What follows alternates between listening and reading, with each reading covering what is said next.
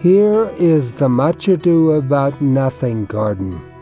Which plants did you, Will Shakespeare, include while writing Much Ado About Nothing? In this play, we have roses and oranges, woodbine and honeysuckle, oak and willow, sedges, and the herb cardus benedictus, or holy thistle. I remember that there is a lot of spying and eavesdropping in this play, mostly in gardens. Yes. In this play, Beatrice and Benedict resist the very idea that they might fall in love, but their friends encourage it to happen all unwittingly. Claudio, Benedict's friend, is already in love with Beatrice's cousin Hero, but Benedict mocks at love and impatient with its follies.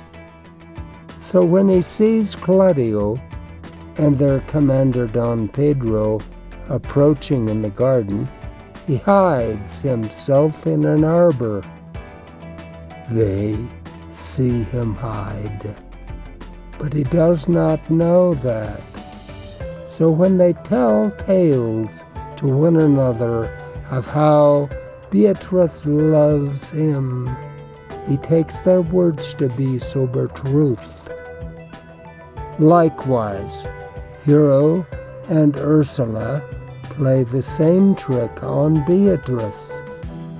They send Hero's waiting woman, Margaret, to draw Beatrice into the garden in order that she may overhear them pity Benedict for his supposed helpless love for her.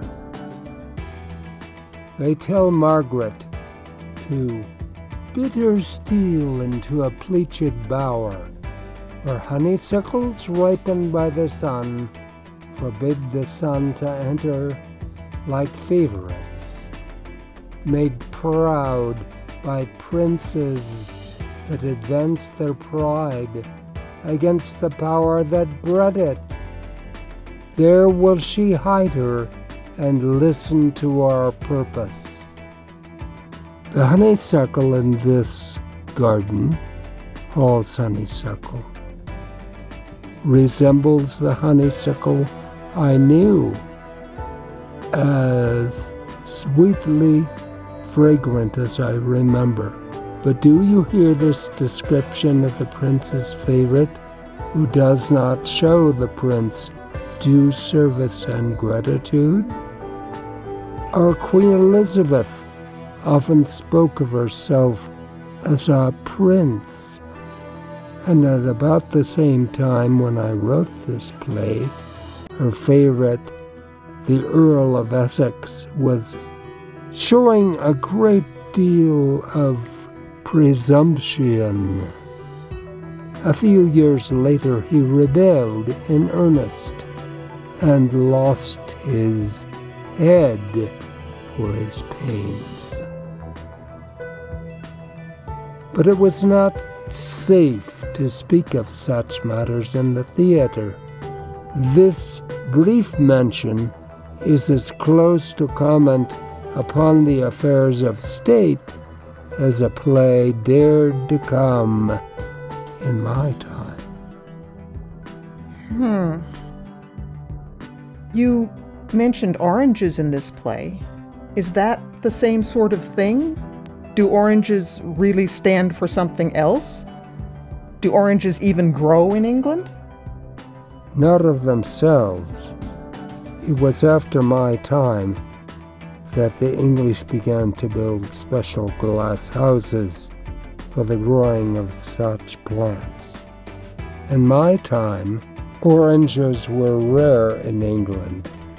They grew around the Mediterranean, and by the time they reached our island, they were very costly indeed.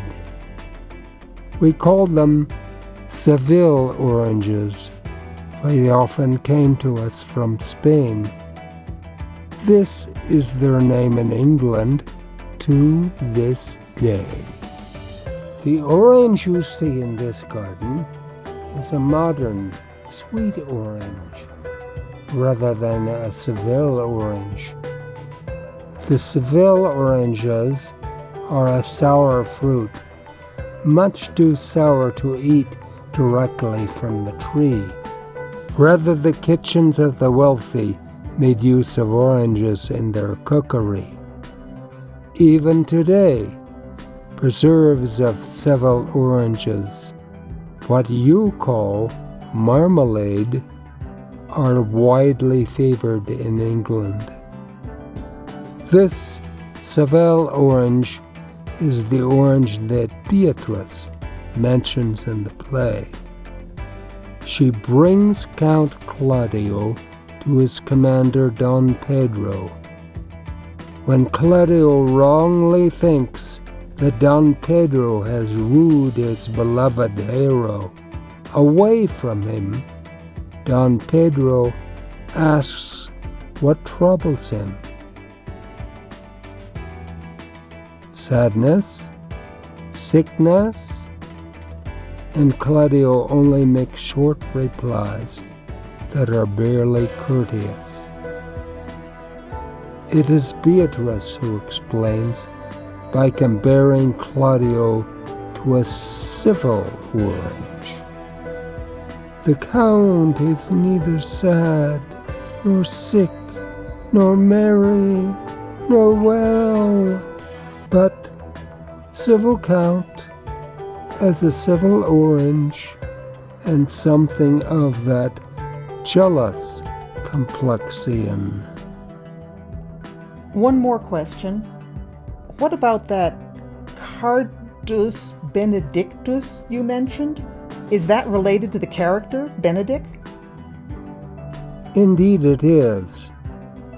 Many said that Cardus Benedictus, or Holy Thistle, would cure anything. The day after Hero and Ursula trick Beatrice into believing that Benedict pines for her, Beatrice professes herself ill. Margaret, Hero's waiting woman, being in the secret, prescribes for Beatrice. Get you some of this distilled Cardus Benedictus, and lay it on your heart. It is the only thing for a qualm. There thou prickest her with a thistle. Benedictus? Why Benedictus? You have some moral in this Benedictus. Moral? No, by my troth, I have no moral meaning. I mean plain holy thistle. Of course, Beatrice's suspicion is just. Margaret does mean Benedict, and she is right. Beatrice is not yet ready to say so, but before the play is done, she will indeed lay Benedict to her heart.